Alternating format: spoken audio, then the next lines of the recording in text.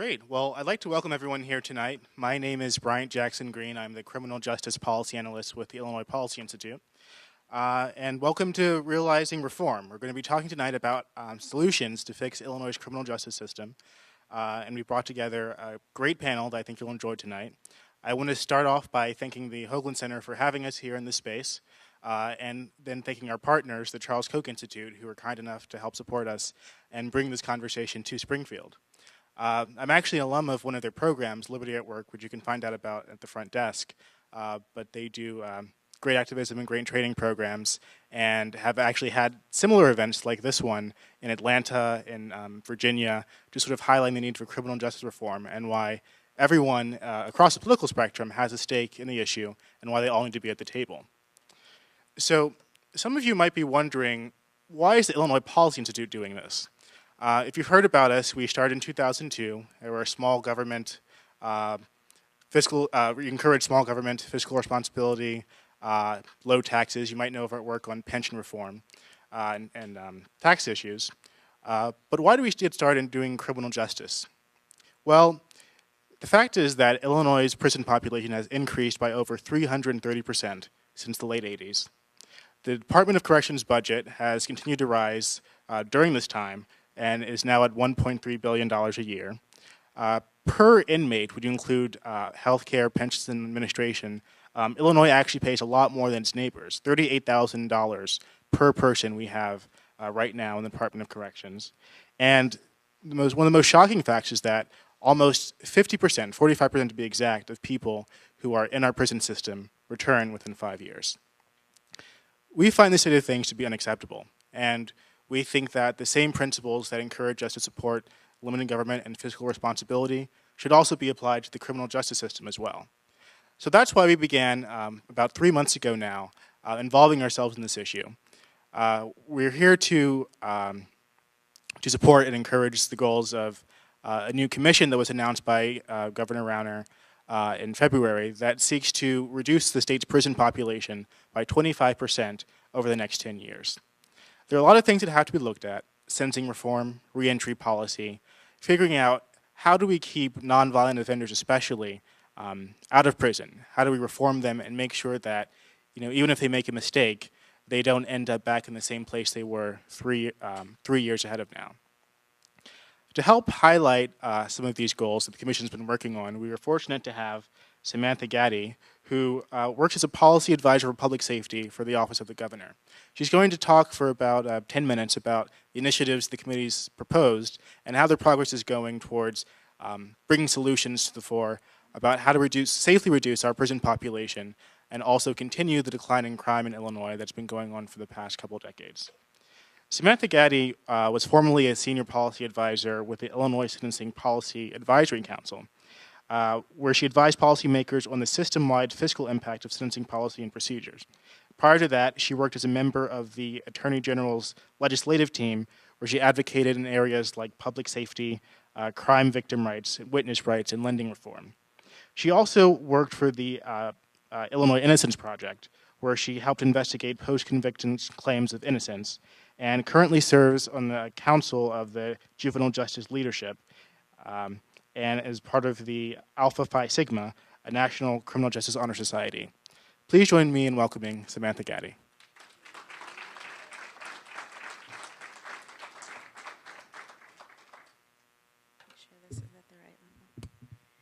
First, I'd like to start by thanking the Illinois Policy Institute for inviting me to speak tonight, as well as the Charles Koch Institute, the Shriver Center, Families Against Mandatory Minimums, and the Justice Fellowship for participating in tonight's panel. Criminal justice reform is a bipartisan issue. I think it's something that both sides of the aisle can get around, and we can work together on how to best address the challenges that we're facing and that our state can work together to address. With 48,000 inmates, nearly 48,000, we're just a little bit below that today, inmates in the prison system here in Illinois. We're operating at almost 150% capacity of what we were built for. We're built for between 32 and 33,000 inmates. it's unsafe. The levels are unsafe for both prisoners who the state is charged with caring for, and our officers and guards that we have there, who oftentimes find themselves understaffed, and just dealing with this huge population crisis that we have. So, as the rate of property crimes and violent crimes has fallen throughout the state over the years, we've seen such a huge rise in the population. Since its inception, the inception of the Department of Corrections in the state, we've risen 600%. I know Bryant said 350% since the 80s, but overall about 600% in population. It's an enormous cost to taxpayers, and that's of huge concern to our governor as he deals with the budget and the fiscal crisis that we have in the state right now. So, as Brian alluded to, taxpayers in Illinois, as you've heard probably many times, are paying about $1.3 billion on the Department of Corrections each year, and nearly $130 million on the Department of Juvenile Justice every year. And despite these extraordinary expenditures, 48% of our population is seeing themselves come back in 3 years. Bryant talked about 45% in 5 years, but in 3 years it's 48%. And who knows what the number is if we go a little bit shorter in a time period. We know that mandatory minimums, length of stay, and truth in sentencing have helped cause these issues of super expensive system. I mean, prison is our most expensive form of punishment for both adults and juveniles. It's driving up the time that offenders are staying in prison, but also the cost to the state and cost to taxpayers. So the governor understands that our prison system, and our justice system in Illinois in general, is in trouble. He's very committed to working on these issues, from jail, from arrest through jail, through diversion, sentencing, the Department of Corrections, and successful reentry into the community. And that's one of his biggest issues, is that we have our citizens successfully returning and reintegrating into the community so that they can become productive citizens like the rest of us. He's a big proponent of second chances, and he talks about that all the time. So an early visit to Logan Correctional Center, I went, the governor went, a few other staff members went, just sort of reaffirmed the belief that we really need to work quickly and boldly to address these issues. The governor was appalled by what he saw at Logan, and he wanted reform quickly. So, as you know, early in the administration, or many of you probably know, the governor signed Executive Order 1514, which established the Illinois State Commission on Criminal Justice and Sentencing Reform. And this focuses on our adult population only, not juveniles, just adults. Our juvenile system is actually doing very well. We're at the lowest population that we've had since 2006, when the Department of Juvenile Justice broke off from the Department of Corrections. We have right around 700. It kind of waxes and wanes between 650 and 700 juveniles in secure care custody every day. And we fully expect that we'll decrease that population as time goes on and new legislation and reforms are passed. So we're really excited about the progress and the growth with our juvenile justice system. But with our adult system and with the commission that the governor created, he knows that the Constitution in Illinois says that when we're taking the step of imposing a loss of freedom on one of our citizens, that we must the penalties must be determined both in accordance with the seriousness of the offense, but the most important part is returning offenders, with the objective of returning offenders to useful citizenship once they leave the Department of Corrections. So we have a lot of work to do in that area of being able to allow offenders to have second chances and to reintegrate into society. We have a solemn responsibility to conduct comprehensive review of the state's systems, what it needs, what we're doing that's wasting taxpayers' money, what we can help to do to allow these offenders to be actually corrected while they're in the Department of Corrections, and be able to move forward, and become productive when they get out, and reduce victimizations. That's the important part, right? So that we fix them, so that when they leave, we aren't having more victims all the time. So one of the things that we'd like to look more at is community supervision. We have programs in our state like Adult Redeploy, which in its 3 years, 3 years since its inception, has reduced, or at least has diverted, about 2,000 offenders from the Department of Corrections, kept them in the community, and helped to work intensely with them so that they hopefully do not one day go to the Department of Corrections. Governor Rauner, for our commission, going back to that, has asked the commission to look at ways that they can safely, and that's the important part, safely reduce the population of the Department of Corrections by about 25% in 10 years. So far the commission is exploring, questioning, and evaluating the system that we have, is looking at what other states have done, programs that we have in our local jurisdictions. There's a lot of good stuff going on the local level that possibly we could implement on a statewide level. So we're looking at a bunch of stuff, using evidence-based research and analysis to come up with ways that will help us safely reduce the population by 25%. So we're also going to look at county jail populations, including the relationship between pretrial detention and the likelihood that an offender will be sentenced to the Department of Corrections one day. So these are just small snippets of some of the things that we're finding out throughout the commission. So, and critically important to the commission is that we'll address the infrastructure and sustained leadership necessary to ensure lasting change once the commission gives its recommendations. So as we started doing some research and going back here and with other people like the Sentencing Policy Advisory Council and the Criminal Justice Information Authority, we started seeing that this isn't the first commission that a governor has created. We've seen commissions from Governor Edgar, Governor Thompson, governors from back in the 70s. They've created a commission to address prison reform or sentencing reform because they've known for years that the population was rising and that we needed to do something. We were going to be in trouble eventually, and we've seen that every decade, that the population has risen, and a lot of times recommendations were implemented or recommendations were given, but they weren't necessarily implemented.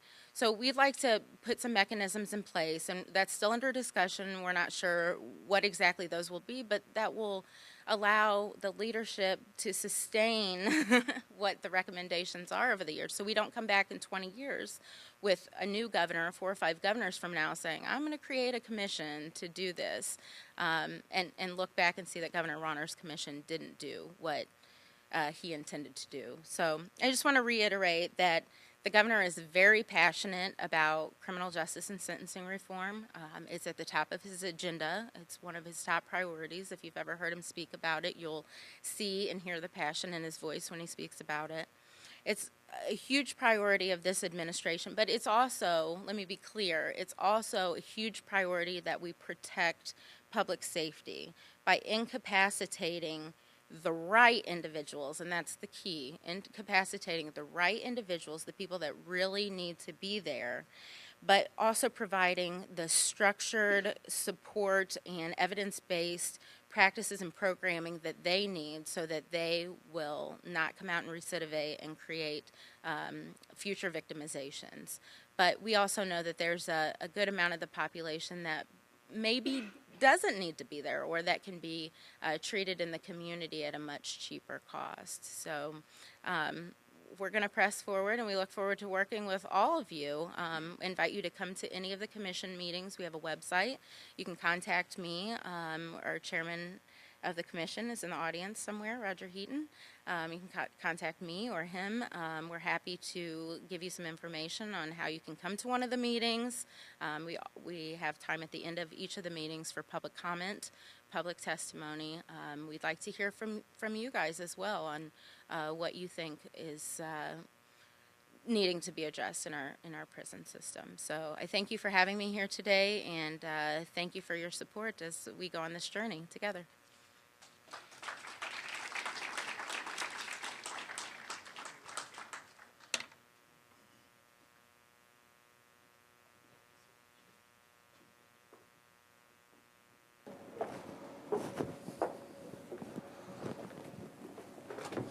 And now our moderator, Vikrant Reddy, who is a senior fellow at the Charles Koch Institute.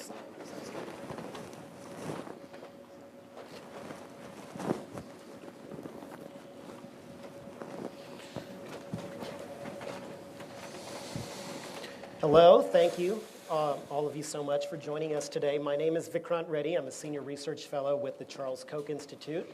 I'm really excited to be here today. I'm going to take a minute to talk about the Charles Koch Institute and why we are interested in this issue. We've been working on it for quite a while, and I think it comes down to the passion that the people at the Charles Koch Institute and that our board have for this issue can be encapsulated in three basic ways. The first is that we see this as a matter of public safety. We see this as an issue, secondly, of human dignity. And third, we see it as an issue of costs. I'll go over those just one by one. First of all, just in terms of public safety, I think there's a sense that, well, you know, safety just means you lock people away and then we're safe, right? And that's a little short-sighted, because most of the people that get locked up are eventually going to come out and live next door to you and me. I think serious questions need to be asked about what to do to keep down recidivism rates and make sure that they're putting their lives back together and not hurting us when they come out. And there is a real case to be made that incarceration, at a certain level, when it's the periods of incarceration are so lengthy and so harsh that it actually becomes criminogenic, which is this fancy word criminologists use that means it's causing more crime than it's stopping. I think it's worth thinking about that. I think secondly, just as a matter of human dignity, there's something really terrifying about seeing so many of our fellow men locked up in these cages. There's so much human potential that's wasted like that. And then I think thirdly, it's an issue of costs. We've heard both of our previous speakers talking about how profoundly expensive it is to incarcerate somebody rather than have them on a good community supervision program. And I just don't think that that's something that we can afford as Americans. I know it's something that we can't afford here in Illinois. So we've been focused on these issues all over the country. We're going to different states. Last week we were in Ohio. We did a panel where we talked about these issues. We recently were in Georgia. I know we've done an event in Texas. We're in Illinois today, and I'm especially excited to be in Illinois. Illinois strikes me as kind of a unique case because from everything I read and hear about, the political culture in Illinois suggests that it would be the type of place that's really, really open to criminal justice reform. And yet the politics of Illinois don't seem to be reflecting what is in the political culture. And that's really confusing to me. And I'm looking forward to having a neat dialogue tonight and talking with all of you in the audience during our Q&A and trying to figure out what we can do to move the ball forward in Illinois. Because I think if we figure out what the problem is here, we'll actually get a good sense of what the problem is in places like California and a lot of other very large states, important states across the country. So that's enough from me. I want to turn to our panelists who are absolutely fantastic. Several of them are personal friends of mine. Really excited to be introducing them tonight. I'm going to introduce everybody one by one. We will start with Jesse Weiss right here, who is a policy analyst with Justice Fellowship. Jesse joined Justice Fellowship in 2012. He contributes to adult criminal justice reforms in states, and he helps to develop policy and legislation that reflect the principles of restorative justice. In January of 2000, Jesse received a 15-year prison sentence. During his incarceration, he completed his undergraduate degree with honors from the Moody Bible Institute. After Jesse's release, Prison Fellowship hired him as a re-entry specialist. In that role, Jesse established community support groups, coordinated with the Iowa Department of Corrections to recommend treatment alternatives, and developed mentor training programs. Jesse graduated magna cum laude from Regent University School of Law. Well, I think you're talking about me. Well, it's good to be with everyone this evening. It's good to be in Illinois, in the land of Lincoln. My name is Jesse Weiss. I do represent Justice Fellowship, which is the public policy advocacy division of Prison Fellowship Ministries, which was started about 40 years ago by the late Charles Colson. And so for those of you who are old enough in this room, I think will remember Watergate and Chuck Colson as he went to federal prison for Watergate-related crimes. And as he was in federal prison, he told the men there, "I will never forget you." And as he walked out and the door closed on him for the last time, he didn't forget those men. in that prison that he spent time with. And as a result of that, he founded Prison Fellowship. But it was soon after that he realized that we can't just visit people in prison, that we actually need to reform the criminal justice system. And that was in 1983, he founded Justice Fellowship. And since then, we've been working in these trenches, trying to get conservatives and liberals alike to really understand the need for justice reform in the United States. And I thought I would just kind of take a brief moment and just kind of paint a national landscape. I know we're going to get into some Illinois specifics here. But currently in the United States, there's about 2.3 million people who are incarcerated. There's about 7 million adults in the criminal justice system who are either on probation, parole, or who are incarcerated. That's roughly about 1 in 34 adults. On the backside of criminal justice, there are about 65 million, at least 65 million adults with some form of criminal record. That's 1 out of every 4 adults in the United States, or 25%. We make roughly about 11 million arrests a year. And so if you calculate that back for 20 years, you can kind of see where the 65 million number may be legitimate. And so I'm going to let other panelists here talk about some of the costs associated with criminal justice. And I really wanted to talk about the human element of criminal justice. I really believe that criminal justice is about people first, people second, and people third. And I think we can say it's about people, it's about communities, it's about people who are victims of crime, and it's about people who are actually in the criminal justice system, or those who are responsible and who need to be held accountable. You know, as Vikrant mentioned, I spent about 7.5 years in the Iowa prison system. And one of the things that I took out as I walked out from there is, number one, is our criminal justice system, the norms that exist in our criminal justice system within our prisons are antithetical to the norms in society. And what I mean by that is if we practice the norms that people are allowed to live by in prison, on the outside of those walls, people are just going to end right back up into prison. And when we talk about criminal justice reform, we spend a lot of time talking about front-end reforms, which means sentencing reform. You know, there's only really 3 ways that you can, or 2 ways really, that you can change criminal justice reform in a state. And that is either you stop the amount of people going into prison, or you increase the number of people going out the back door. But one of the things that I feel like we don't give enough credence to is what actually happens inside of our prisons. What are we spending billions of dollars on rehabilitation with these individuals in our prison system, but then when they walk out, we're not allowing them to actually put those skills into practice. And you know, at Justice Fellowship, our primary objective is to change the narrative of criminal justice in the United States, to change how we view the criminal justice system, its responsibility, because at the end of the day, criminal justice is about how much power we give to government. And when we think about criminal justice, we think about we are giving government the most powerful use of its power. That doesn't make any sense. But we are giving the government an incredible amount of power by taking away life and liberty. But yet, sometimes we have a tendency of thinking that so the bigger that is, the better it is for me. But that's not true. As we have seen just recently, you know, we're crying about privacy concerns with government.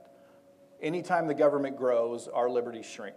And the same is true within the criminal justice system.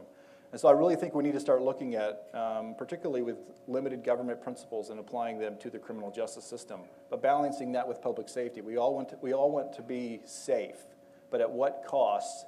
And I think if we look at trends across the country today, where you see states like Texas that have closed 3 prisons, but yet the crime rate has actually dropped as well. So there are some really good examples to look at across the country. And I think I'll stop there, Vikrant, and pass it along. So. Okay, great. Thanks, Jesse. No, I thought what you said about you know, limited government principles being such a big part of this is so important. So many of my conservative friends, you know, when it comes to education and healthcare and so many different components of right. budgets, I mean, they look at every single nickel. And yet, when it comes to criminal justice, it's kind of just got a blank check to the government. And I never saw how that was philosophically consistent. Right. I think you're absolutely right. We'll turn to Greg Newbern now, who is the State Policy Director for Families Against Mandatory Minimums. And you have been at FAM since October of 2010. Prior to joining FAM, Greg worked at the Cato Institute, and he taught high school economics and government. Greg's a graduate of the University of Florida, the University of Florida College of Law. He lives in Gainesville. I follow him on Twitter, so I can tell you he has an unhealthy obsession with that college football team. Yeah. And we're happy to have him here today. Greg Newbern. Thank you, Vikrant. And thank you to Illinois Policy Institute and Charles Koch Institute for having me here.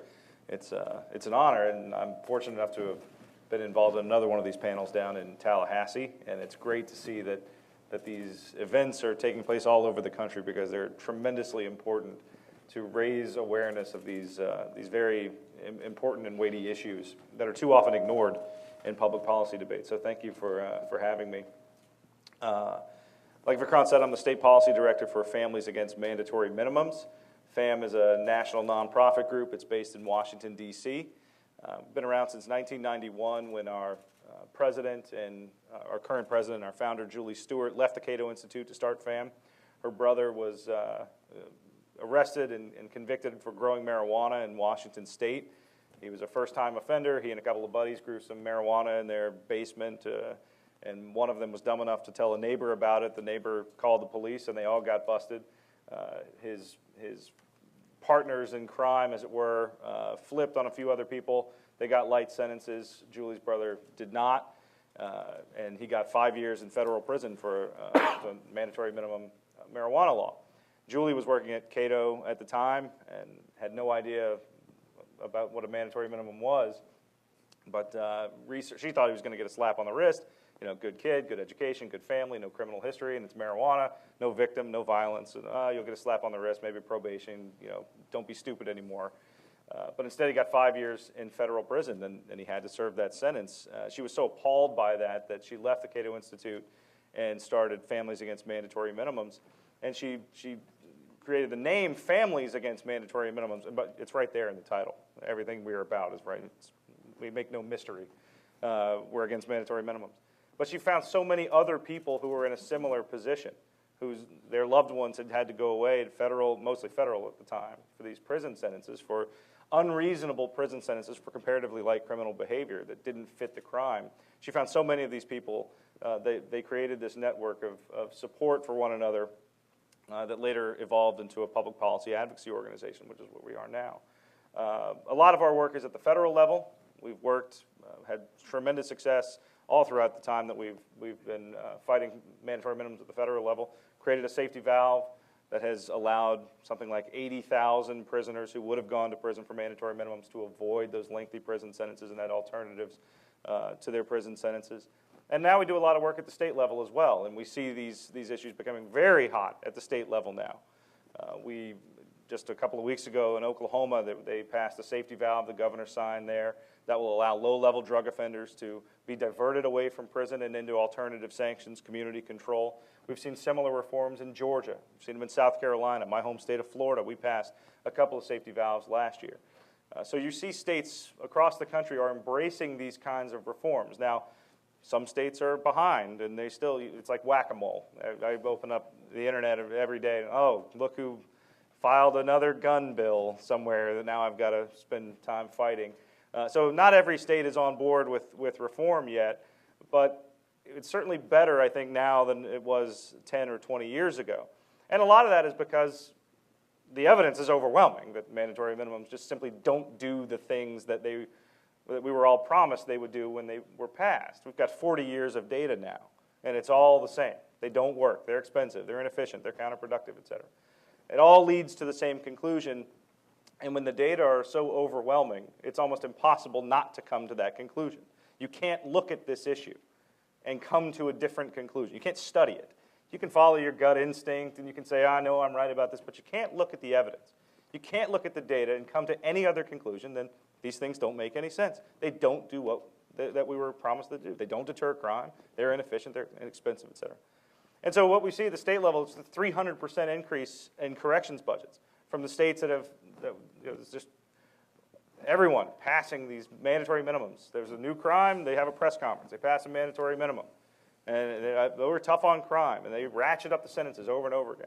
And so for 20, 30 years, you get the same pattern. New crime, press conference, new mandatory minimum, it never leaves. Meanwhile, thousands of people are going into the prison system, billions of dollars that you never intended that you'd have to spend. And they thought it was going to deter it, right? They didn't expect the prison population to increase because the entire theory was that people would be deterred by the sentences, and therefore they wouldn't commit the crime. It's the opposite. You don't see the deterrence, and the prison populations have skyrocketed, and along with it, the corrections budgets. And we talk a lot about the cost, and we talk about taxpayers can't afford this. But when I taught high school economics, the first day I put TAN-STAAFL on the board, Milton Friedman. There ain't no such thing as a free lunch, right? If you spend something in one area, you by definition can't spend it in another. Every dollar you spend on inefficient incarceration, not incarceration necessarily, but inefficient incarceration, for a person who doesn't need to be there when he's there, is a dollar you can't spend on some more effective crime-fighting tool. So it is, in a very narrow sense, in the most meaningful sense possible, the money you spend on incarceration that you don't need to spend on incarceration increases the crime rate. This is not hyperbolic. This is by definition true. If you incarcerate someone who doesn't need to be there and you're spending money to do that, you're not putting more police on the street. You're not putting vests on police who are out there fighting on the front lines. You're not doing the things that can actually decrease victimhood and decrease crime. So what we say is, let's take a broad look at this. Oh, and incidentally, I'm very happy to see that the commission here includes sentencing reform in the title of the commission. Because states across the country that create these commissions, they always leave that part out. They want to reduce the prison population, but they don't want to do the thing you have to do to reduce your prison population, which is look at your sentencing laws. Take a very long look at your sentencing laws and change them to make them more rational and fair, and obviously cheaper, while protecting public safety. So I'm happy to see that. And before I go on too long, the idea here is, if you want to make true reforms to your state criminal justice system, mandatory minimum reform and sentencing reform is a necessary component. It's not sufficient, but it's a necessary component. You can't do the things you want to do without taking a look at that. So I commend Illinois for doing that, and hopefully we can talk a little bit more about Illinois and what other states are doing as well. So thanks again for having me. Thanks, Greg. I'm also really encouraged by the governor's apparent focus on sentencing reform, which is the front-end reform as opposed to just the back-end reform. When you work in this field, you find that people can be very enthusiastic about the back-end reforms. Okay, well, let's help people reintegrate and get back into society. Let's do what we can. Then you say, okay, well, let's also look at the front end and think about whether or not they need to be spending that much time there in the first place. And then people tend to shy away. This state in recent years seems to be showing real leadership in that area. I'm also encouraged. So our next speaker is going to be David Kamek. Yes. Who is Senior Fellow at the Illinois Policy Institute. David is a member of the Illinois and New York State bars. He represents clients in criminal trials in Illinois state and federal courts. He's currently an adjunct faculty member in criminal and constitutional law at Aurora University. Kamek previously chaired the Kane County Bar Association's Criminal Practice Committee for more than 5 years, and you continue to be an active member. David's the author of the journal article, Rights of Pretrial Detainees in Illinois. I was also given a bio point here, David, that says that you may hold the record for one of the shortest jury acquittals in all of Illinois at only 7 minutes, which is mind-boggling to me. That's very impressive. David Kamek. Obviously, the facts were on my side. Personally, I'm gratified to see members of the Illinois legislature here. And as I sat down and got to know these gentlemen a little more that I haven't met before, I was just impressed by how much they believe in the cause and how much they see the reform. But if you had asked me before this panel that someone would be telling me Texas is somehow on the vanguard of sentencing reform, I'd have said, there's no way that's going to happen. But it's the case. In Illinois, we have mandatory minimum sentences in traffic offenses. There are traffic offenses where you must go to jail. It's absurd. When I've talked to low-level prosecutors that I was coming here today, and I said about mandatory minimum reform, they would say, the traffic prosecutors would say, yeah, that would help us. The problem with mandatory minimums, in my mind, kind of correlates with this new book out, The Rise of the Robots. Because we have judges elected and appointed who I believe do their very best to try to do the right thing at sentencing. Right now, the judges are talking about evidence-based practices in sentencing. And that's glad to hear. And when I get one aside and at a cocktail party can talk, I always say, well, what were you doing before? What were you doing before? What was it based on? I believe that sentencing is the time where the mask is taken off of themes of statute of justice, and you look at who is going to be sentenced and see what's best, not just for them, but for society. I have quoted in sentencing hearings time and time again that the goal of the Illinois Department of Corrections and the sentencing guidelines is to reform the offender to useful citizenship. And a lot of judges take the time to really think about it. And I have heard more than one time, you know, if it was up to me, Mr. Kamek, I wouldn't impose the 6-year sentence or the 9-year sentence or the 3-year sentence or the 4. But we have that mandatory minimum we have to deal with, and the prosecutor isn't going to give you a reducer on this one, and I'm not allowed to shove it down his throat. And then at times you have to explain to the family, well, the judge would like to provide a lighter sentence. The judge is on board. He sees what you've done. He sees what the family's done, but there's no choice. I had a gentleman in my office the other day and his mom, and a very minor traffic offense with a mandatory minimum, and she said, I bet he's the first Eagle Scout you represented. And I said, as a matter of fact, no, he's not. I've got a client right now that's working on the methamphetamine merit badge, and it's not working out well for him. First offense, and the prosecutor says he's looking at 6, unless he wants to work. Oh, I can imagine the kind of work, undercover work, a cooperative witness that the Eagle Scout's going to do. I'm not sure that's going to work out right. When I was asked to be part of this, so what do you think about sentencing reform? I said, about time. I remember, on behalf of the Bar Association of Illinois, coming to Springfield when we started Truth in Sentencing. And I testified for the Bar Association at that hearing. And the first thing I asked was, what's the position of the Department of Corrections? They're not allowed to provide one at this hearing. I said, okay. And so I said, because at the time, if you got a 6-year sentence, you got day for day when there was no truth depending on the sentence. I said, I made the suggestion that if the prosecutor was doing his job, everybody leaving the courtroom knows what the sentence is going to be. Because the prosecutor said, you know, it says 6, but they give him day-to-day good time so that he behaves in the Department of Correction. You need sometimes to give somebody an incentive to behave. And the response from some of the members at the time was, you know, I really want to take objection to what that member said about the state's attorney of Cook County. It had nothing to do with what was said. We have to address this because you cannot build your way out of a prison mess. We already have too many prisons in Illinois. We're at 150% capacity. How many more can you build? It can't be done. We need this reform, and I thank you for doing this. Thank you so much, David. I should say I'm from Texas, and my previous position was at the Texas Public Policy Foundation, and I am very proud of the work that Texas has done in criminal justice reform. And I would say to Illinois and every other state in the country, if Texas can do it, which is the ultimate tough-on-crime state, any state in America can do it. There's no question. Our final speaker tonight is going to be Todd Belcour, who is the Community Justice Lead Attorney at the Shriver Center. Belcour is a staff attorney focusing on litigating, organizing, and educating and crafting legislation. I'm stumbling over my words, Todd. It's not your fault. No. To help ensure that former offenders are not unjustly denied employment or occupational licenses. Todd's also a graduate of Northwestern University School of Law, where he served as president of the Student Public Service Organization and later as president of Northwestern University's Student Bar Association. In recognition of Todd's commitment to public interest issues, Todd received the 2009 PS LawNet Pro Bono Publico Award. Belcour also received the Northwestern University School of Law's Wigmore Key Award. Todd Belcour. All right, thank you for that wonderful introduction. Good evening, everyone.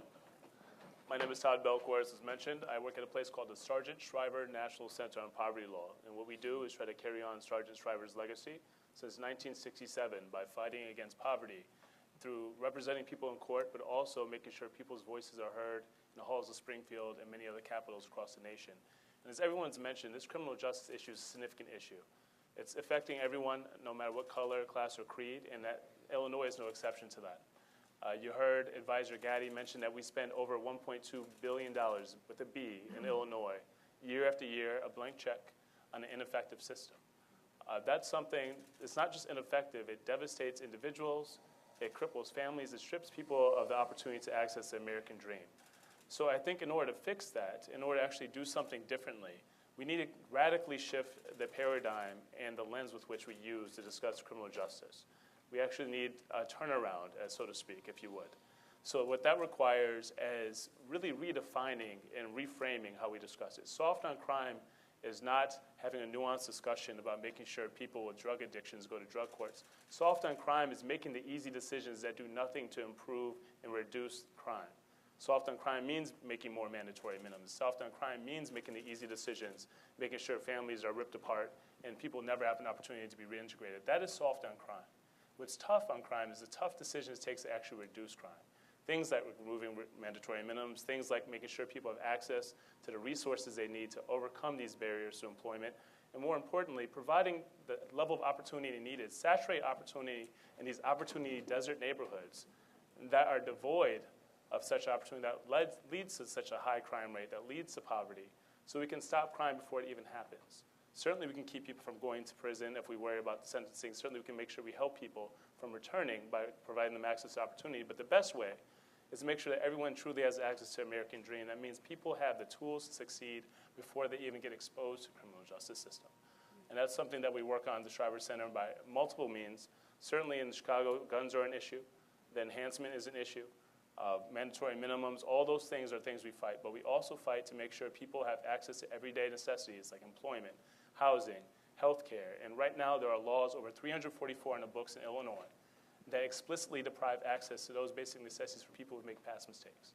344 laws saying no matter what you do for the rest of your life, no matter how you've come to God, how many kids you've had, no matter what you've done for your family or community, you will never be able to do certain things. And that's un-American as anything I can think of. So I'm happy to be here as a part of this conversation, and hopefully we can have a productive one and let it lead to some real reform. Thank you for your time. Thanks, Todd. I really like how you're trying to re-seize that tough on crime label. I mean, I think that it's folks like us who are tough on crime. I've always kind of felt like, you know, it's soft on crime to tell people, here, just sit in this box and hang out for a little while. It's tough on crime to say, we're going to make sure that if you have a drug problem, you're going to get treatment. We're going to make sure that if you have victims, you're going to hold a job so that you can pay restitution to them. We're going to make sure that you take care of your kids. You actually hold people accountable. That's tough on crime. So I think that the reformers should embrace that label and say, we're the tough on crime folks. But let us now turn to Q&A. I think there's a microphone. The CKI team probably has got a mic that'll be going around. Well, you don't have to rush too much, because I was going to actually, as the moderator, go ahead and just ask the first question myself. I'm a pushy moderator. This is a big question that I've always had about Illinois.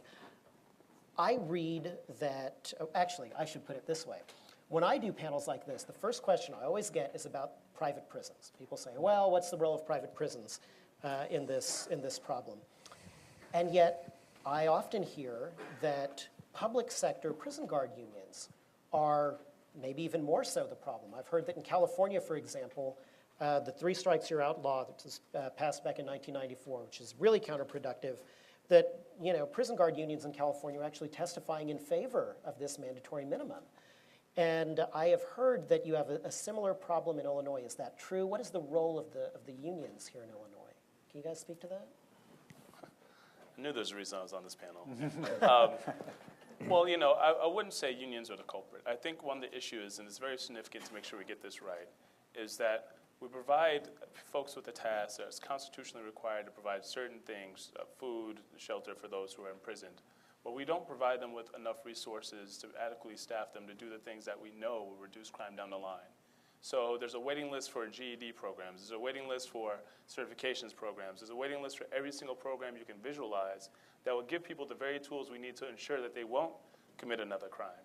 So I think our people who are staffed with being, you know, keeping our folks secure who are in the prisons or otherwise are working their butts off every day. I think part of the issue is we may not be providing with the support that they're asking for to actually correct the underlying behavior that leads to criminal activity.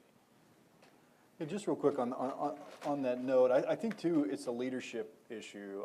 I think we need to redefine the mission statement for corrections in the United States. I mean, public safety is a concern, but I think, you know, Harold Clark, who's the DOC director out of the state of Virginia, he always says Reentry begins at arrest. And I was in Singapore a couple of years ago, and I visited their Department of Corrections, and their mission statement is the captain of men's lives. And I think here in the United States, we have a tendency of thinking, the role of the criminal justice system is to protect everybody outside of that little bubble. But prisons are part of the community, and 95% of the people who are in prison are going to come out. And so the question remains, who do we want to come out, and what is the role of government in making sure that we do create good citizens? What are we actually doing? What are we spending our tax dollars on for paying salaries and pensions? And so I think we just need to start holding the same accountability, like Vikrant said, in other areas of government to the criminal justice system. And I think a way to do that is to really change the mission statement of our criminal justice system. And I'd add that at the federal level, at least, the largest correctional association in the country, the largest union of correctional guards, has endorsed a bill that was sponsored by Rand Paul and Ted Cruz and Mike Lee, the Smarter Sentencing Act, which would reduce mandatory minimums, cut some of them in half, and the entire premise is to cut incarceration at the federal level. And the reason is they don't want to go to work in overcrowded prisons that are dangerous, right? I mean, they say this is not good for our workers, so they look at it and they say, well, we need to reduce our prison population. One way to do it is the Smarter Sentencing Act, so they've endorsed it.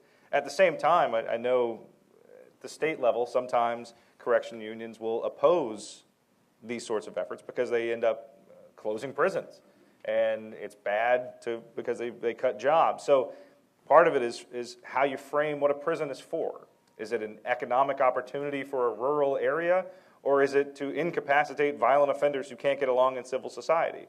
And too often we think it's the former rather than the latter, and it should be the latter always. So we have to strike that balance between what we have prisons for and who we're putting in there to protect society on the one hand, but also to protect the people who are housed with taking care of them inside. And I think that balance is why the American Correctional Association has endorsed the Smarter Sentencing Act. That's interesting. You know, Vikrant, as we're talking about this, we're talking about this prison and that prison, and it occurred to me that originally we called these things penitentiaries. And you went there to be penitent, to consider your crime and how you reaffirm. And of course, back when this started, they locked them up alone and they went crazy and they realized there was no plus. And some time along the way, we called them a Department of Corrections. And I said, what are we correcting? Because if you're trying to correct behavior, if you're trying to correct some problem with a mental health issue or a drug issue, you're not going to do it by essentially warehousing these people for a fixed amount of time and then shooting them out the back door and say, best of luck to you. But then that's what we're doing in so many states, and to a certain extent in Illinois today. I know parole officers would really like to find help and all that, but in our tough on crime stance, parole officers have become co-workers with law enforcement in order to utilize their powers to obtain new arrests and create new offenders. That's interesting. Yeah, let's turn to questions in the crowd. We have one right up front over here. Let's start with we have time one, for 50 sir. or 60? The first one is, why can't, since 1993, every single courtroom in the state of Illinois, for Illinois minimum courtroom standard 3.7, the states in there shall be equipped with audio recording devices to record the proceedings. Maybe we should start there. I don't know why it appears that the Illinois Supreme Court said that all judges and legislators and everybody else has to follow rules. This is a mandatory requirement. It is not permissive. That's according to their notes. We have a court system over here in Sangamon County. I've asked for the recusal of the entire 7th Circuit for cause. The entire 4th District appellate court panels for cause.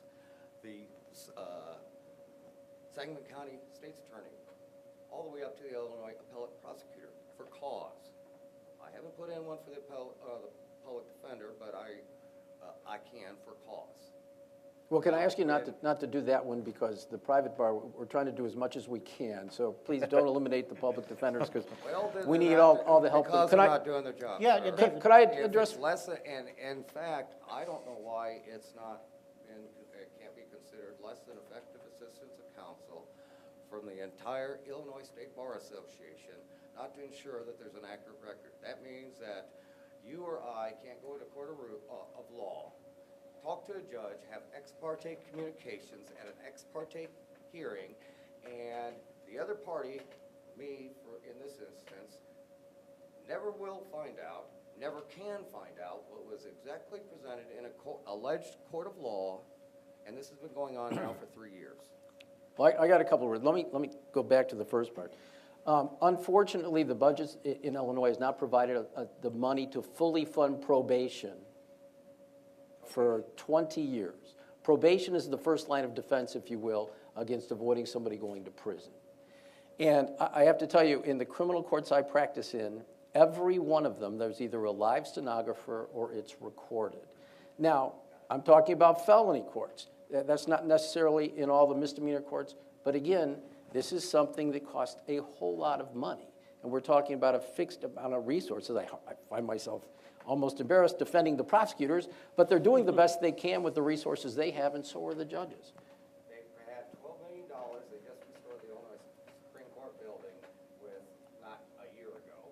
And I don't find it cost effective whatsoever when it comes to justice. It is an invalid argument when you're talking about the fairness of a court of law, especially when certain, under color of law, title of position, or under color of religion, there are certain religions that can lie in a court of law for their religious beliefs to protect that institution. Well, David, It prevents anybody and it keeps everybody honest. Does it or does it not? I'm not sure that was a question, but I'll do my best to say that I believe everybody in the system is doing the very best they can to protect the rights of everybody walking in. Unfortunately, I'm the only one up here that walks in and out of a courtroom usually 5 days a week, once or twice a day. I assure you that if I saw, or the folks I work with, saw the kind of miscarriage of justice you're talking about, we would act upon it. We would. Well, we had a lot of hands up, so let's go to another questioner. Yes, I'd like to know. Let's bring a microphone. We're recording this, so I want to make sure. Out of the 30,000 people, is this on? Oh, out of the 30,000 people arrested, how many are violent, how many are nonviolent? Isn't that significant? I mean, you don't want the violent people that are killing and hurting people and robbing the old elderly and stuff like that. I mean, what is the breakdown here? Well, everybody, I hear people talk about marijuana, an ounce of marijuana. That's an old, antiquated argument. You know, arresting people. Let's get those people out. Well, you're shaking your head. No, what do you think? I've said people are still getting arrested for misdemeanor amounts of cannabis. For what? For possession of cannabis. Well, in other states, you can go buy it. I mean, We're in Illinois, my friend.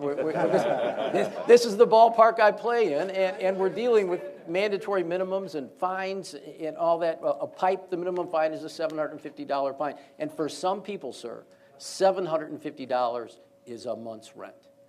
And they need that money. They really do. And to your question about the actual percentage of people who tend to be violent or otherwise, 70% are to be nonviolent. 70% of the people arrested in Cook County are for nonviolent offenses. nonviolent. And I'd add that Those are the people that really don't need to be locked up necessarily. this is exactly the point. Yeah, no, I mean, it is, right? But this is exactly the point. It's And also, what did you do all your time for? What was your charge or conviction My charge was for armed robbery. for armed robbery? Yep. Okay. Well, I take my hat off to you because you straighten yourself out, you know, so. You know, you just did something about half the people in this country won't do.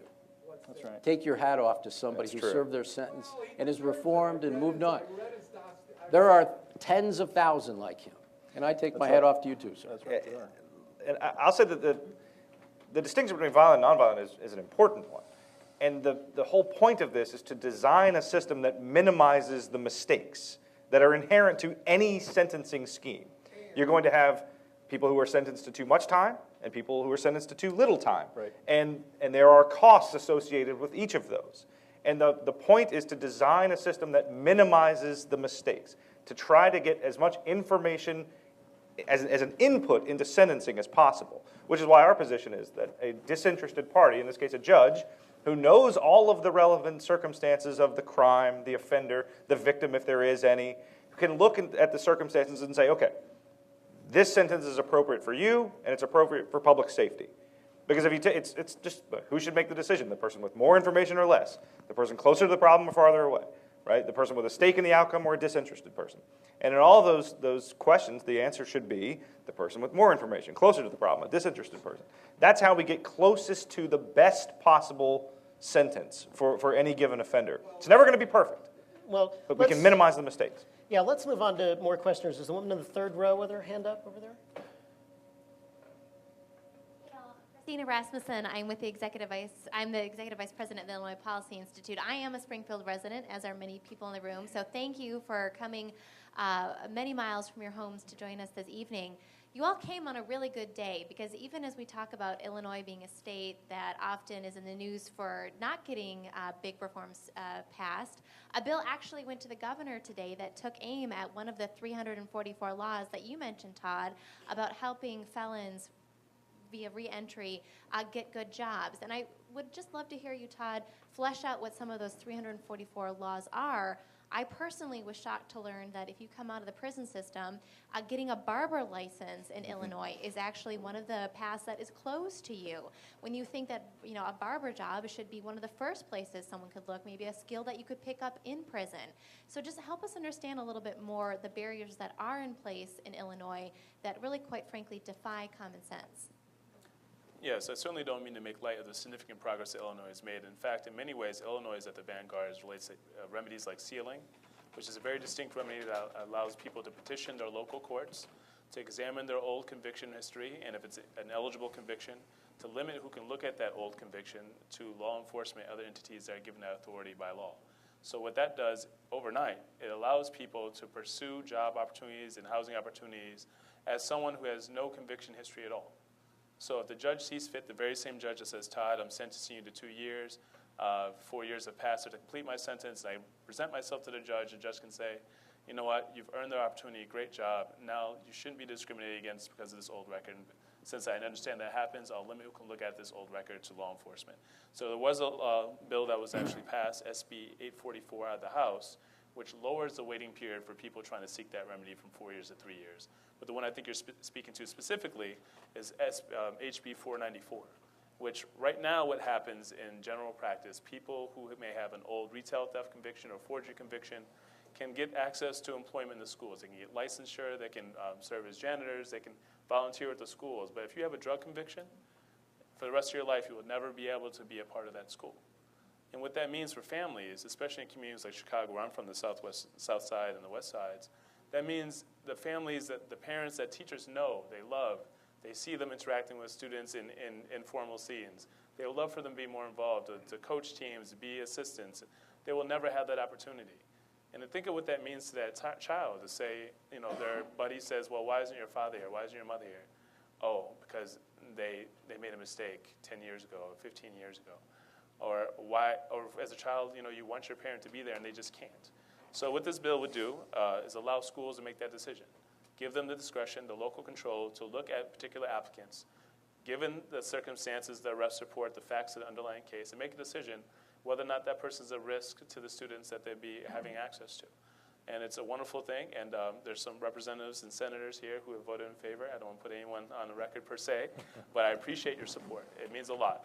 There's a lot of parents who are here personally today who are crying as a result, because now they can do something that the government told them they'd never be able to do, and that's be more involved in their children's life, and that's wrong. Fantastic. Yeah, we have real quick, yeah, Grant. Jesse, I'm sorry. Collateral consequences is really the law of diminishing returns. Just what Vikrant mentioned before. We punish too much, we're actually going to reach the point that we're getting negative return. And so I worked in reentry for a couple of years, and I managed about 100 men coming out of prison, including myself. I was walking out of prison myself, but I wanted to try to help these men achieve the American dream, because unfortunately, criminal justice is becoming part of the American experience. In order to achieve the American dream, you have to learn how to overcome the American criminal justice system. And so, as I watched men come out and we say, hey, dream dreams, pursue a job and be a good citizen, be a good father. I watched them as they walked out. They were hopeful, full of hope, energy. They were rejuvenated. They had been reconciled, and they were coming out with a vision of a new future. And it wasn't that most of the men that I worked with did not end up back in prison, but most of them were swallowed up by this second prison that we have in the United States. This prison that doesn't have these tangible bars, but that holds people in the margins and doesn't allow people to give back at their highest potential.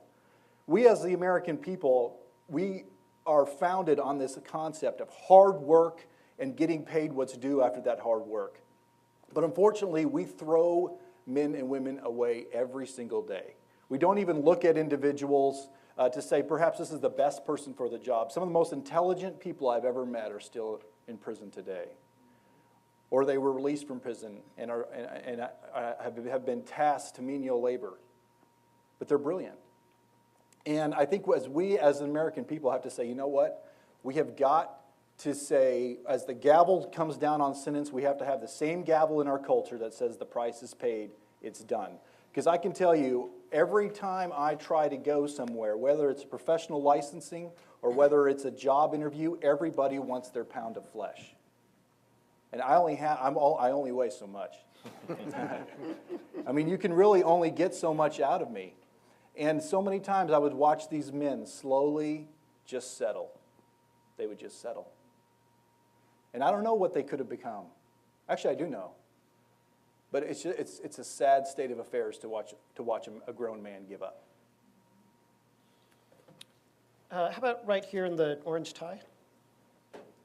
Thank you all for being here today. I'd also love to hear what the Koch Foundation and also the Koch companies are doing. My background is as a law enforcement instructor who served some time in the military, ended up as a volunteer chaplain over here in Decatur. And I sat with a gentleman the other day in the ER, and he looked like a really tough guy, you know, the guy that you wouldn't mess with, with the gold teeth and the chains and everything, and his hand was bit by his pit bull. That's why he was in the ER. And I came in there, and he broke down, and he started crying with me after we got to talking. He said, you know, nobody's ever had the compassion to care about me, to ask me what my plans were, to ask me, you know, what I could do. And I've been a felon, and I've made some mistakes with drugs and with having a gun on me. But really the only thing I ever wanted was going to a bus stop and taking care of the kids because they don't have the shelter at the same bus stop that I was at. They're rained on. They're cold. I see them out there when I drive by. And all I've ever wanted to do is create a business and do something to just get by enough that, you know, maybe the kids could buy some candy or whatever. But I want to know what you guys think about entrepreneurship in this country and how that could be an alternative. Because there's a lot of, let's prevent the crime. I believe in prevention, of course. But there's a lot of this when they're in prison, let's talk about, don't do this. And if you always focus like, hey, don't blink, well, you just blinked. You know, why not give them something else to think about? Like, do this over here. And many of the people that we see with these marijuana charges, like the gentleman earlier was talking about, they're in there because they just wanted to sell something, right? There's that entrepreneurial bug. What if we could use that in the right direction? Sure. You know, allow the Illinois Policy Institute to create some better entrepreneurs for us here. Yeah, I think you're exactly right. And to be quite honest, some of the most successful people I know walking out of prison are entrepreneurs. There's a great program out of Texas, actually, called the Prisoner Entrepreneurship Program, where they create a mentorship for a business owner and allow people to create business plans. And they actually follow them through when they get out, try to get funding. And there's some great stories out of that. And I think it's a great model for us to take a look at as far as the just the economic engines that are inside of our prisons. People, and to be quite honest, it's the easiest path. It's a hard path. Anybody knows to start a small business is a tough road to hoe. But for men walking out of prison and women walking out of prison, I mean, it is literally the only option. You know, I say it all the time. We spend $1 billion in rehabilitation in this country. It's like we tell people, hey, here's how you build a new car. Here are the parts. Here's the key. And we open the door and there's no road. There's not a road to go. But with entrepreneurship, it helps build that road. And I couldn't agree more. We were at an ALEC meeting a couple of years ago. I think you guys were both there as well. And there was a man there who gave a presentation on starting an entrepreneurship program in prison. It was a fascinating presentation. He had all this data about the studies that had been done on prisoners and how their aptitude for entrepreneurship. And it was just off the charts for a huge percentage of these folks who were behind bars, well above the national average in a lot of cases. And so they had these pilot programs, and it was worked out to where if there was savings on recidivism, these guys got something on the back end. There's savings for the state, gave them an incentive to do it. And they had hundreds of people go through this program, and the recidivism rate was virtually zero for these folks who went through the program, learned how to take their entrepreneurial instincts, but channel them into productive things instead of running a drug empire or something like that. But the entrepreneurial instincts are there, the skills are there. It's just changing the culture, changing the behavior, and channeling those things into productive activities, keeping them out of the life of crime and into something that's actually useful. And again, the evidence is that those sorts of programs dramatically reduce recidivism. It gives them something to focus on, something to learn, something to strive for when they get out. And these are folks who get out and start businesses. They hire people. We have a woman who's a FAM person. She was given a commutation on a life drug sentence. I think it was President Clinton who commuted her sentence. And she started an RV company down in Texas. She's got 100 employees now, something around there. Just a tremendously successful business. She'd still be in prison but for the commutation. It's not an isolated case. Like they're everywhere. You just have to be able to tap into that potential. But if you lock them up for the rest of their lives, you lose that forever. And you lose a human being forever. That's important to remember, I think. There's two things I'd like to add to that very briefly. Not only is it important to make sure you're building upon anyone's existing interests while they're incarcerated, while you have a captive audience, an opportunity to train and really hone skills, but I think it's even more important to eliminate these lifetime bars to licensure. A lot of these jobs, a lot of these entrepreneurial endeavors require a license. And if you can never access it, it doesn't matter what you do. I mean, there's a whole story about how we're teaching people how to cut hair in prison, only so far as once they get out of prison, they're legally barred from accessing the licensure necessary to practice that art. We need to seriously assess these lifetime bars, just like we do these mandatory minimums, to ensure that the people who are closest to these decisions, just like judges, the licensing boards, the people who have the best information available to determine someone's character and whether they turn their lives around, whether they're risks to the public, let them make those decisions to determine who's best to lead the next generation of people who are building businesses and making our country better. You had a question about Coke's work. Why don't we talk about it afterwards? There's so many questions I want to get to people, but let's talk afterwards. How about right here in the blue shirt, third row? Thank you. All right, sorry. My name is Maria. I just wanted to say thank you so much for this panel. This is very eye-opening, and understanding this is happening across the country is really encouraging and empowering. So I work with Voices of Youth in Chicago Education, and we also work in Campaign for Common Sense Discipline. I hear you all talk a lot about front-end solutions, and I think that's great. Actually, our bill just passed the House floor today that limits the use of expulsions and suspensions in schools, because research has shown that if you get suspended or expelled, you're 3 times more likely to get in contact with the juvenile justice system. So talking about front-end solutions, what are the other examples other than the mandatory minimums and ending those? What are other community-based or evidence-based solutions that you've seen across the country that you think is either interesting or you think might work for Illinois? Well, no, go ahead. No shortage of ideas. I mean, for every $4 or $5 invested in education while incarcerated, every dollar you would get $4 returned. So making sure that maybe there's a mandatory GED process for people serving a year or longer, increasing access to good time, increasing access in the number of problem-solving courts. So don't send someone to, as Councilor Kemick said, a warehouse, a cage to help them overcome their drug addiction. Actually give them the counseling that they need, and in a community setting such that it's supportive and they can see them through so they can overcome the underlying issue that led to the criminal behavior. These are things that are being done better in places like Georgia, being done better in places like Kentucky.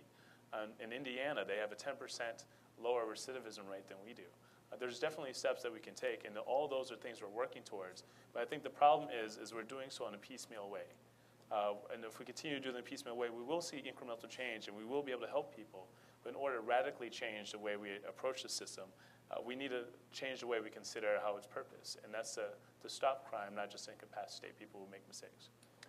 Sorry, just a thought. Do you see a connection at all with restorative justice? I know that's that's kind of been a hot topic now, but for generations, like I remember I got restorative justice when I did something bad in my family, right? When my mom would sit me down and talk to me about the things that I did. So do you guys see restorative justice in connection to some of the solutions that you do?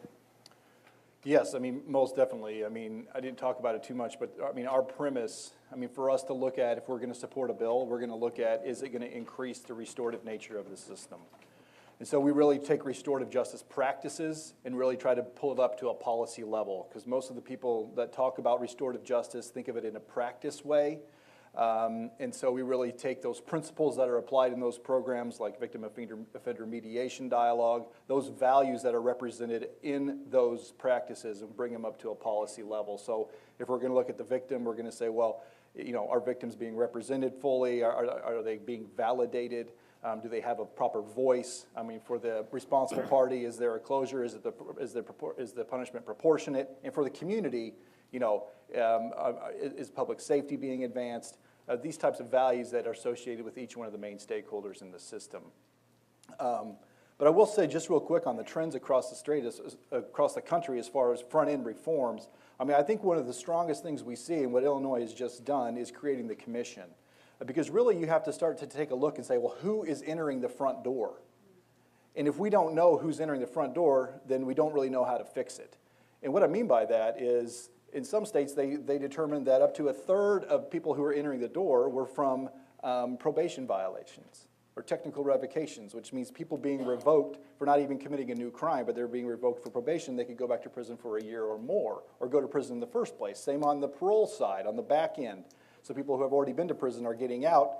Are we sending them back in for minor violations? And so one of the greatest, or one of the most innovative, I believe, policy reforms that's happened across the country is what's been called swift and certain sanctions, which was developed out of a program called HOPE in Hawaii, in which basically is quite simple. You mentioned you use restorative justice with your children. This is very simple, or very similar to that, in the sense of a person's going to sign up and they're going to say, okay, you're going to take a drug test every day or whatever it is. Like your certain color comes up. If I'm red and red comes up on Wednesday, I have to you know, do a urine analysis. And if I drop dirty, then I know that I'm going to have a sanction immediately. And in some states, they've actually been able to allow the probation officer or the parole officer to administer those sanctions, so that you don't have to wait to go to the judge. You don't have to sit on the docket. You get immediate. And what I find fascinating with this is they interviewed individuals who went through the status quo system, which is very arbitrary, which means a person could do the same behavior, the same revocable behavior up to 5 times, and they would never be revoked. But as soon as they got revoked, they would say, well, I know John Doe, and he did it 8 times. This is unfair. But people that went through the swift and certain sanctions model, and they had to work hard, but they got back into the system, they would all say, it's my fault. And I'm a firm believer that in and of itself is of value, when people are reflecting inwardly and saying, this is my fault, and not pointing the finger outwardly. You know, Illinois does have intermediate sanctions through probation, so we've taken that step. And it's meetings like this and forums like this that give us an opportunity to say, this is what else needs to be done. We really need to make sure that probation is fully funded so that we can prevent people from going to prison. I can remember talking about these mandatory minimums. I can still see it in my mind's eye, meeting with the dad and his son, and I was explaining to him, though, in this case, there's a mandatory minimum sentence, and he was from a very upper middle class community. And the dad says, well, that wasn't meant for people like us, was it? And I said, unfortunately, yes, sir, it applies to everyone. And he was shocked. And I said, until this moment, you were a conservative, weren't you? And he chuckled and he paused, but the point was made. I'm asked about the mandatory minimum. I said, that's proof that there's a reaction to the knee-jerking, because it's the easy thing to do. Yeah. And every person on this panel and the Illinois Policy Institute is saying, hey, let's not let the knee jerk and do the easy thing anymore. And the work you guys are doing across the country is just extraordinary. Do we have time for more questions? One more, okay. Right here in the pink, I guess about 4 rows back. Yeah. Hi. I think the elephant in the room that has not been discussed yet is the fact that the majority of folks incarcerated are black males. And I would like to hear your opinion about the racist policies and laws that are in our country that continue to increase black male incarceration. What's that doing to the black community? And when we talk about doors being shut when people come out of prison because of their past, that door is shut 10 times more because of the person's color. Yeah, that's uncomfortable for me, but let me make sure I respond to that because it's important. I have direct experience with it, but our Cook County president, Toni Preckwinkle, has a story that she likes to relay. I think it's important to share in this context.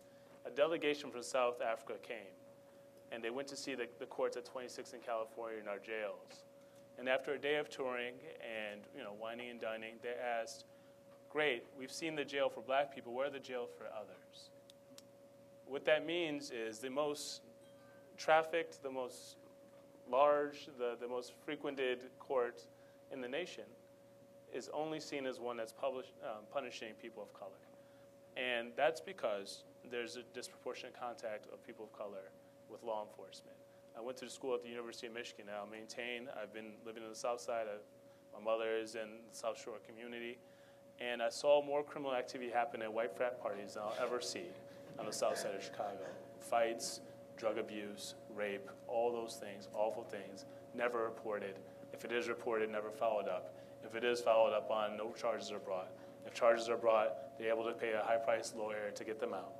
And that's the sort of justice that other people see and say, well, that's unfair. So that creates the same sort of dichotomy. It's, well, you see that's happening for them down the way, so maybe I won't be held accountable when I do the same sort of behavior. But that's not the way it works.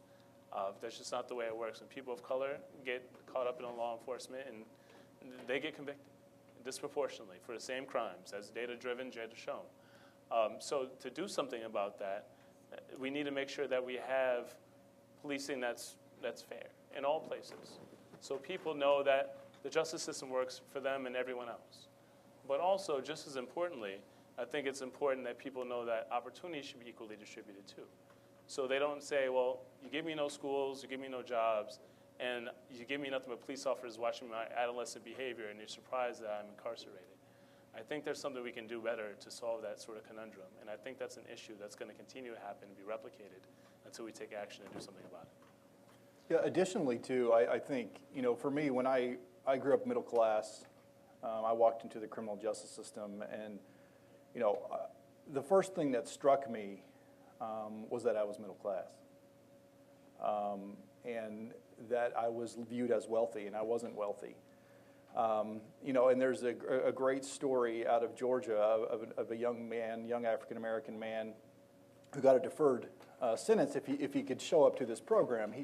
He was in jail. The judge gave him this deferred sentence. He would have to show up to this program, but in order for him to show up to the program, he had to post bail. But he can't post bond, so he can't go to the program. So he ends up going into the system. And so, reinvigorating, bolstering indigent defense, making sure that everybody's on equal playing field when we first start is key. Well, let me add one thing. Yeah, I'm sorry. please.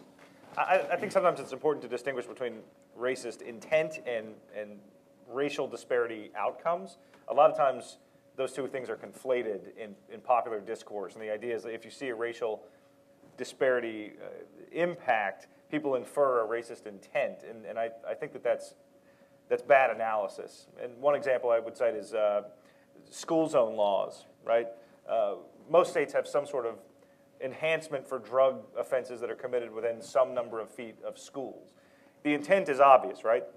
Kids are near schools, kids are near parks. We want to deter drug activity near those places. So we're going to enhance the penalties in the hope that that will deter drug activity near those places. And, it's 1,000 feet, 1,500 feet. Fortunately, they've been narrowed in most states in recent years. But there's nothing racist in the intent of that law. But the impact is such that just given where different communities live, minorities are impacted considerably more often by those laws than white citizens. In Florida, nearly 90% of new, we call them drug-free zones in Florida, prison commitments were black defendants. Whites were more likely to get some sort of non-prison sanction. Blacks got prison at considerably higher rates. And they were just impacted by those laws at greater rates simply by virtue of the fact that that's where they lived, was within those school zones. So you have a totally unintended consequence that creates this racial disparity. But a lot of times I think people say, well, it's racist that you pass that school zone law. No, it shouldn't be that anybody's racist for passing that. The intentions are noble, but we shouldn't ignore the impact either, because it's real.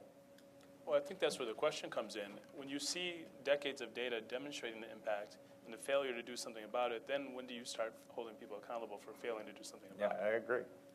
David, Two things. One, Illinois has a enhancement with a minimum for a crime within a school zone, and that includes if you just happen to be driving past the school and you're stopped there and possessing. The crime is just a simple possession. The enhancement kicks in if you're in a school or park. And a hopeful sign. I don't always talk about it in a mixed company, but I worked my way through law school and undergrad as a police officer.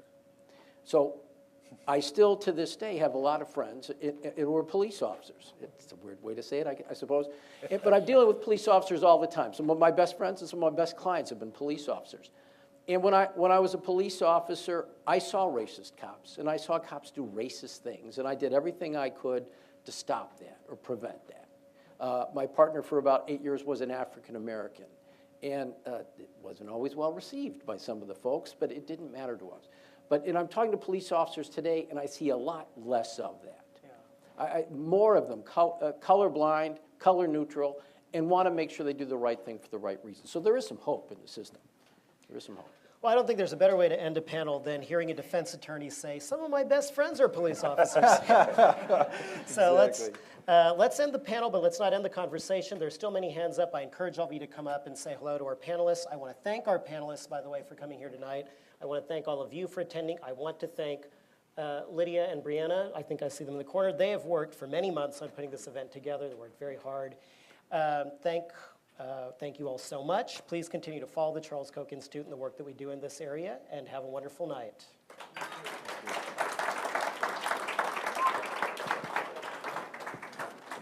You gave me a great closing. Thank you. Oh, we have to turn shut these off. Hi, how are you? Before I say anything. Thank you so much. Yes, sir. Yes, sir. Thank you very much. Consider things to be unacceptable, and we think that the same principles that encourage us to support limited government and fiscal responsibility should also be applied to the criminal justice system as well. So that's why we began about 3 months ago now involving ourselves in this issue.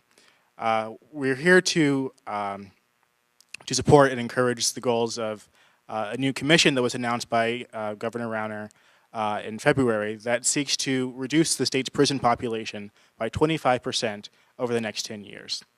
There are a lot of things that have to be looked at: sentencing reform, reentry policy, figuring out how do we keep nonviolent offenders especially out of prison? How do we reform them and make sure that, even if they make a mistake, they don't end up back in the same place they were 3 years ahead of now? To help highlight some of these goals that the Commission's been working on, we were fortunate to have Samantha Gaddy, who works as a policy advisor for public safety for the Office of the Governor. She's going to talk for about 10 minutes about the initiatives the committee's proposed and how their progress is going towards bringing solutions to the fore about how to safely reduce our prison population and also continue the decline in crime in Illinois that's been going on for the past couple decades. Samantha Gaddy was formerly a senior policy advisor with the Illinois Sentencing Policy Advisory Council, where she advised policymakers on the system-wide fiscal impact of sentencing policy and procedures. Prior to that, she worked as a member of the Attorney General's legislative team, where she advocated in areas like public safety, crime victim rights, witness rights, and lending reform. She also worked for the Illinois Innocence Project, where she helped investigate post-conviction claims of innocence, and currently serves on the council of the Juvenile Justice Leadership, and is part of the Alpha Phi Sigma, a National Criminal Justice Honor Society. Please join me in welcoming. Work quickly and boldly to address these issues. The governor was appalled by what he saw at Logan, and he wanted reform quickly. So, as you know, early in the administration, or many of you probably know, the governor signed Executive Order 1514, which established the Illinois State Commission on Criminal Justice and Sentencing Reform. And this focuses on our adult population only, not juveniles, just adults. Our juvenile system is actually doing very well.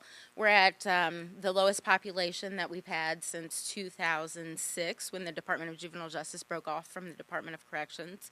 We have right around 700.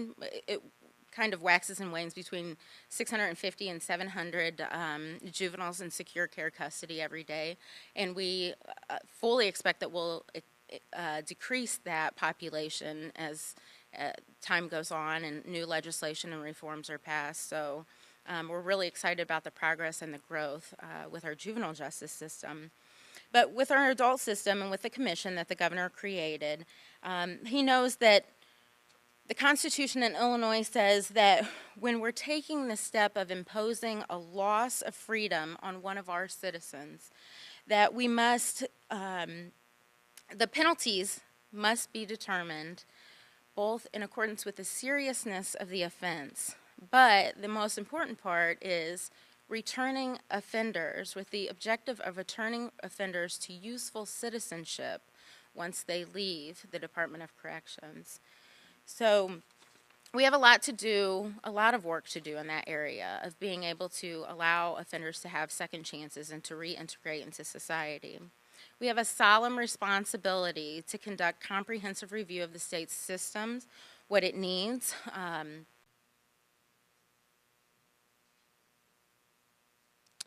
Great. Well, I'd like to welcome everyone here tonight. My name is Bryant Jackson Green. I'm the Criminal Justice Policy Analyst with the Illinois Policy Institute. And welcome to Realizing Reform. We're going to be talking tonight about solutions to fix Illinois' criminal justice system. And we brought together a great panel that I think you'll enjoy tonight. I want to start off by thanking the Hoagland Center for having us here in this space, and then thanking our partners, the Charles Koch Institute, who were kind enough to help support us and bring this conversation to Springfield. I'm actually an alum of one of their programs, Liberty at Work, which you can find out about at the front desk, but they do great activism and great training programs, and have actually had similar events like this one in Atlanta and Virginia, just sort of highlighting the need for criminal justice reform and why everyone across the political spectrum has a stake in the issue and why they all need to be at the table. So some of you might be wondering, why is the Illinois Policy Institute doing this? If you've heard about us, we started in 2002. We're a small government we encourage small government, fiscal responsibility, low taxes. You might know of our work on pension reform and tax issues. But why do we get started doing criminal justice? Well, the fact is that Illinois' prison population has increased by over 330% since the late 80s. The Department of Corrections budget has continued to rise during this time and is now at $1.3 billion a year. Per inmate, when you include health care, pensions, and administration, Illinois actually pays a lot more than its neighbors, $38,000 per person we have right now in the Department of Corrections. And one of the most shocking facts is that almost 50%, 45% to be exact, of people who are in our prison system return within 5 years. We find that to taxpayers in Illinois, as you've heard probably many times, are paying about $1.3 billion on the Department of Corrections each year, and nearly $130 million on the Department of Juvenile Justice every year. And despite these extraordinary expenditures, 48% of our population is seeing themselves come back in 3 years. Bryant talked about 45% in 5 years, but in 3 years it's 48%. And who knows what the number is if we go a little bit shorter in a time period. We know that mandatory minimums, length of stay, and truth in sentencing have helped cause these issues of super expensive system. I mean, prison is our most expensive form of punishment for both adults and juveniles.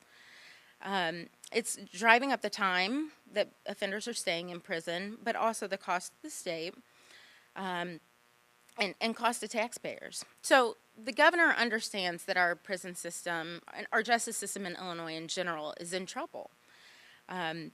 He's very committed to working on these issues, from jail, from arrest through jail, through diversion, sentencing, the Department of Corrections and successful reentry into the community. And that's one of his biggest issues, is that we have our citizens successfully returning and reintegrating into the community so that they can become productive citizens like the rest of us. He's a big proponent of second chances, and he talks about that all the time.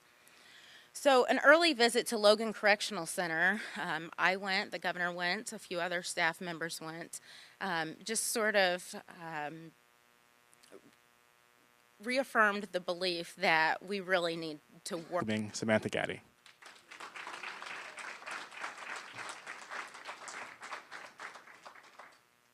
Make sure this is at the right level. First, I'd like to start by thanking the Illinois Policy Institute for inviting me to speak tonight, as well as the Charles Koch Institute, the Shriver Center, Families Against Mandatory Minimums, and the Justice Fellowship for participating in tonight's panel. Criminal justice reform is a bipartisan issue. I think it's something that both sides of the aisle can get around, and we can work together on how to best address the challenges that we're facing and that our state can work together to address. With 48,000 inmates, nearly 48,000, we're just a little bit below that today, inmates in the prison system here in Illinois. We're operating at almost 150% capacity of what we were built for. We're built for between 32 and 33,000 inmates. It's unsafe. The levels are unsafe for both prisoners who the state is charged with caring for, and our officers and guards that we have there, who oftentimes find themselves understaffed and just dealing with this huge population crisis that we have. So as the rate of property crimes and violent crimes has fallen throughout the state over the years, we've seen such a huge rise in the population. Since its inception, the inception of the Department of Corrections in the state, we've risen 600%. I know Bryant said 350% since the 80s, but overall about 600% in population. It's an enormous cost to taxpayers, and that's of huge concern to our governor as he deals with the budget and the fiscal crisis that we have in the state right now. So, as Brian alluded